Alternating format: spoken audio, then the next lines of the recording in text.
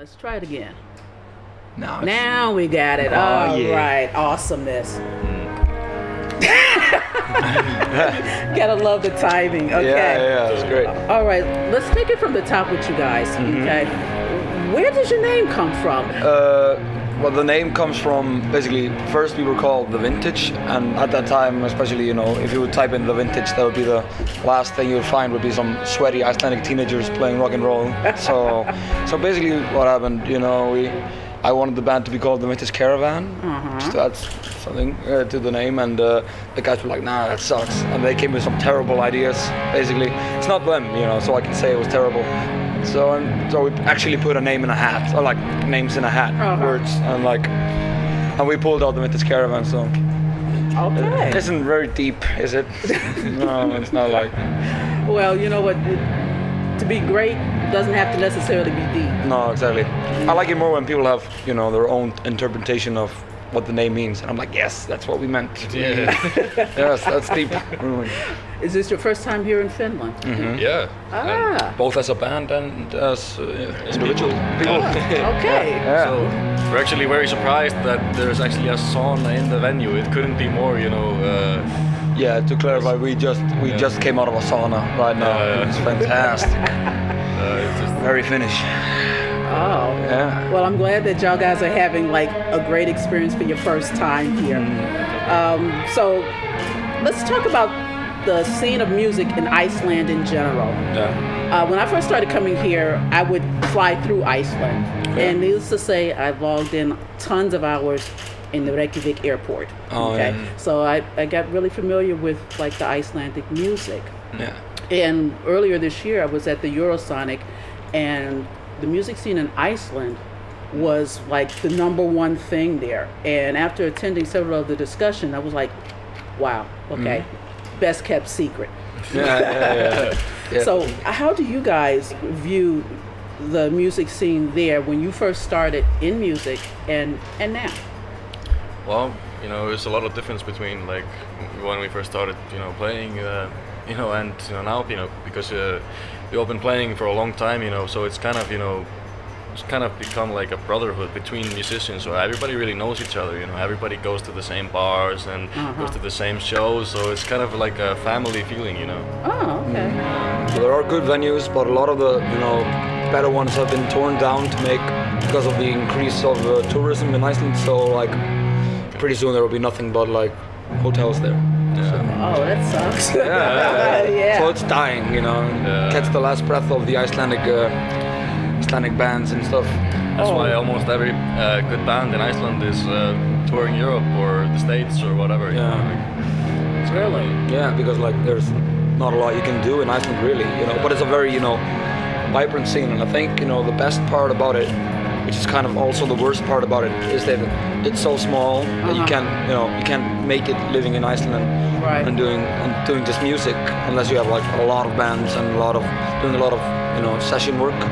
But I mean, that kind of lets the artist be more, have that mind frame of just like, oh, I'm not gonna make it anyway, so I'm gonna do whatever I want. I'm just gonna make the kind of music I want to hear. So it's not more based on like, oh, this is in today. I'll try to make a band like this so I can make some money. There isn't money to be made, So. So in an essence, though, it keeps the spirit of music really clear. Yeah, definitely. Well, your answer leads me into the next question, because I've seen some of your videos and they have a really artistic sort of like short film feel to it. Yeah. And what really struck me was like at the end of the film, you guys had credits. So so in a sense, it was sort of like bringing all the artistic forms together: music, video, lighting, the whole 9 yards. Yeah. Is this something that's really characteristic in Iceland, where you have the many different medias all together, and when you guys produce something, you like give the credit so everybody gets that extra boost? I think so. Yeah, well, To a certain degree, because like, we were working with some really talented people, and they deserve all the credit and the attention they can get. So, we of course want to help them, in a way, So. and they're helping us, also. Yeah. So it's like everybody's just kind of helping out each other, and it's it's a good vibe, you know. Yeah, and especially with like the newest video, Crazy Horses, that was done by guys that Alexander went to school with. Yeah, it was like my childhood friend.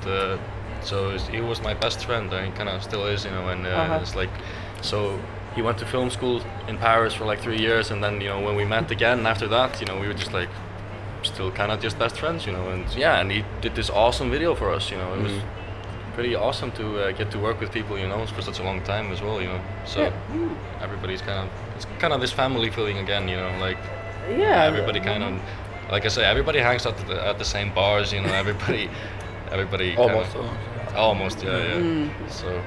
Well, it really, honestly, it comes across, because I've seen my share of videos, you know, but that had a different feel to it, and it was like really, really cool.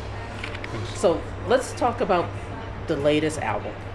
Okay, Arrival came out earlier this year, 2005. Yeah. I had a chance to listen to it.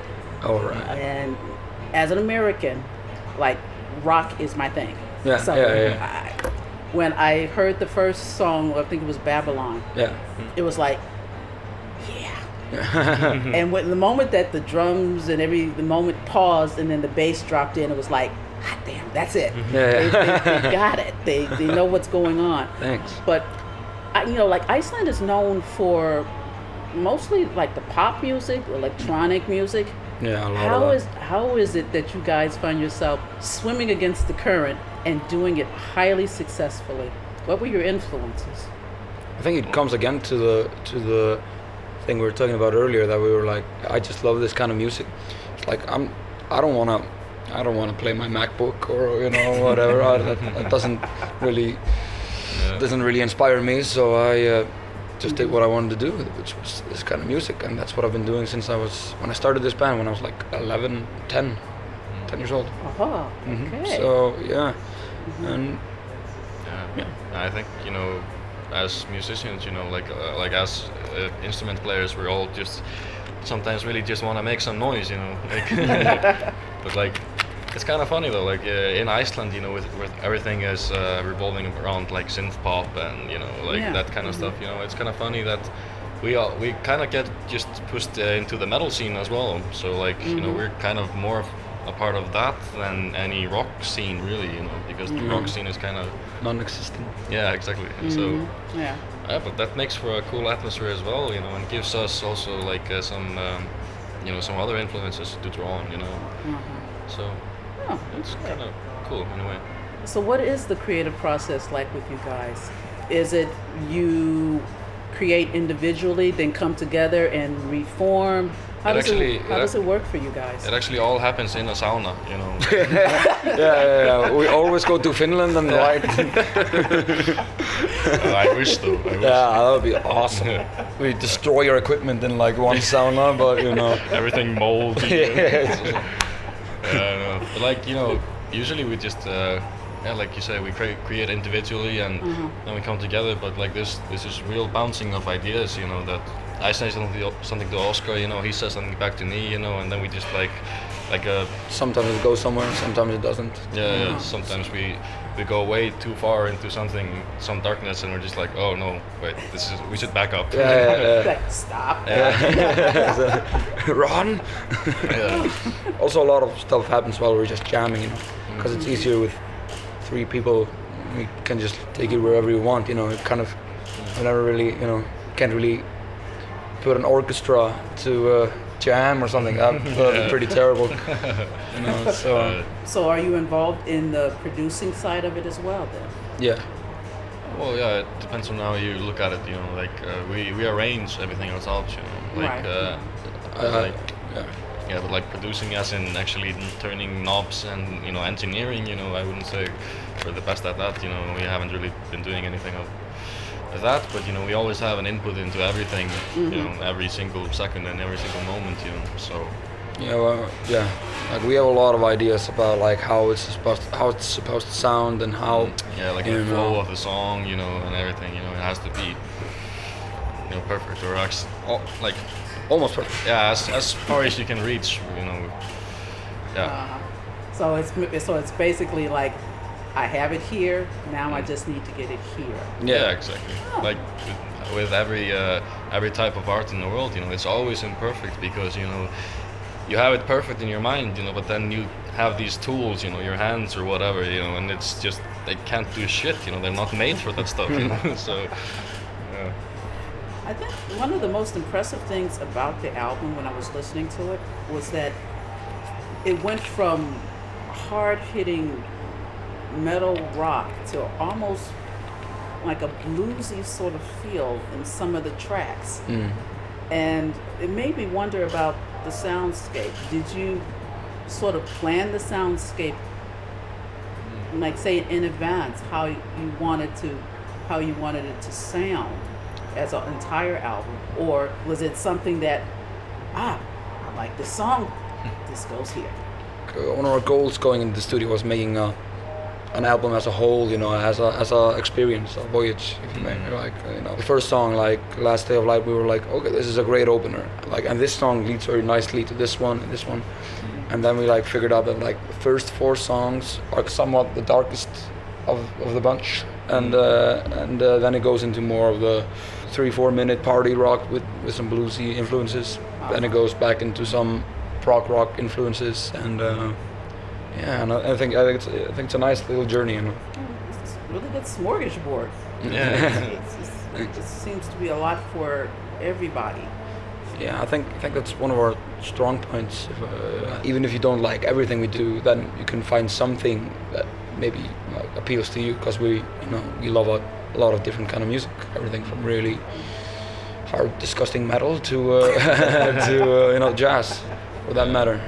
So I think that really reflects itself in our live show as well, because usually people can just even if they even don't like anything that we do, it's just they can see that we love what we do, and we have fun doing it, and we mean it, so I think they can really see that and capture that in our live show as well. So it's kind of all Who are some of the artists that you guys listen to on a personal level? Personal? Yeah, who do you like? On this tour, I've been listening a lot to Camel. It's a British prog rock band from the 70s, and we were listening to a lot of stuff yesterday. We were drinking and like all kinds of stuff, like Motley Crue, heavier stuff, like High on Fire and stuff. And I've been actually listening to a lot of just pop and modern pop stuff, recently, like Kendrick Lamar and Lana Del Rey and stuff like that, and then there's a lot of rock, of course, stuff that we all grew up on, we're huge Rush fans. Yeah, love Rush. Yeah, I have a big Rush right here. Yeah, it's a Rush. Oh, yeah, sorry. Well, as a Clevelander, yes, Rush. Yeah. Rush rocks. Yeah. Awesome. It's my dream to see them live. You have never seen them live? No. Oh. Have to. Sacrilegious, baby.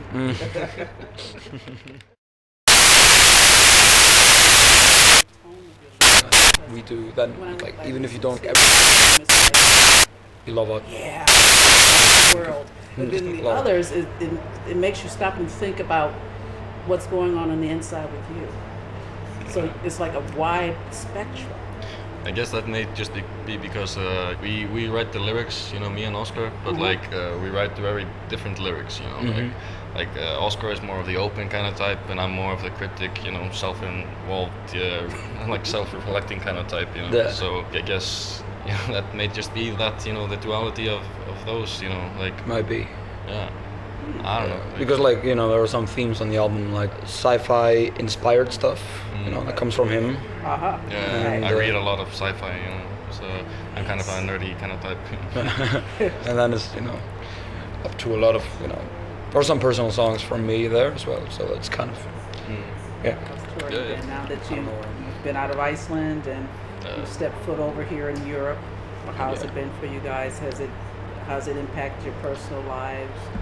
For sure. It basically turned our personal lives really upside down, because as soon as we started touring, we moved to Denmark. So we've been touring basically almost non-stop since March 2014. Yeah, but it's been awesome. Yeah, been a lot of adventures, and and we're always thinking, oh, what's next, and sometimes you stop and think, you're like, wait, wow, I've done a lot of weird shit. You're doing a lot of great stuff and great times, and a lot of it I can't remember, but it's been really a nice journey. But it's hard when both of us having girlfriends back home and stuff, so we're never home. So.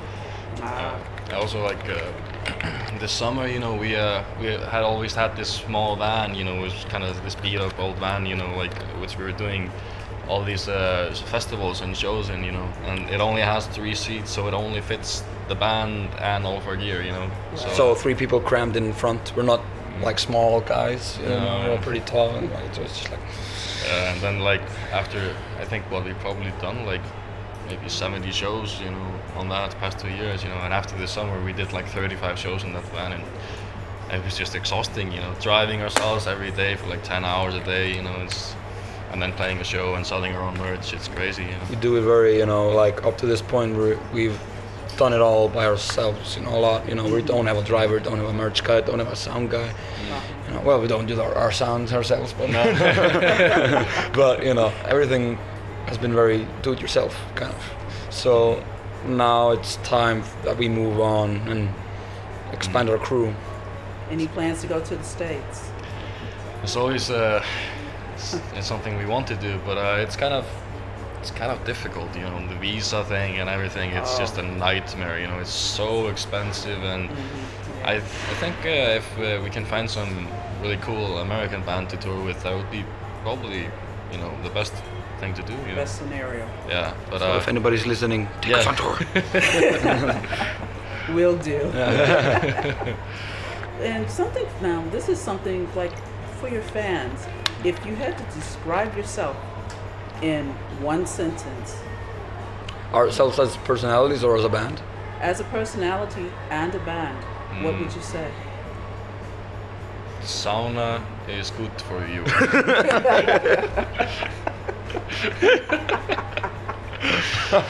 Yeah. Is that the personal or the band? It's kind of both. It really reflects me. I'm gonna quote. No, I'm not gonna quote. I'm not Schwarzenegger. Don't try to be Arnold Schwarzenegger? Yeah, I was gonna go like Predator, full Predator. Oh yeah. But what are you waiting for? do it, kill me. But I don't know. Just hairy, Icelandic red-haired motherfucker. That would be like my personal one. And as a band, Harry Icelandic. hairy Icelandic, So powerful force. Yes. Sure. It's just like a ball of hair. Yeah. It's like you throw at people. That's basically the band. Yeah, like having us, is like worse than having a dog, Like, Yeah. Oh, it's yeah. like, hairs everywhere, Yeah. Our owners are not happy. Yeah. Well, thank you guys so much for this interview. It's been a real pleasure. It's been really fun. Thank you. Thank you. Thank you so much.